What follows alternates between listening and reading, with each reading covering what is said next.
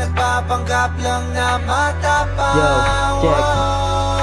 Una sa lahat, wala naman akong pake kung sinong mananalo at kung sino ang hindi. Kabisado na kasi kanilang mga galawan. Hindi ko man sabihin, alam nyo ang kasagutan. Kung bumoto man ako, yun ay bilang pagsunod. Kung sino di humahad lang sa aming paglilingkod. Nais naming kapayapaan, di yung nagugulangan. Di pabor sa agawan, lalo na sa awayan. Dapat nagtutulungan, sama-samang sagutan ang mga problema na hindi na masolusyonan. Dapat nagkakaisa, magulo na ang mundo, pero mahalaga pa rin sa inyo ang makaupo. Totoo, wala naman akong pinapanigan. Nais ko lang banggitin mga katotohanan. Sigurado kahit sino man ang manalo, hindi makakamit ng mundo ang pagbabago.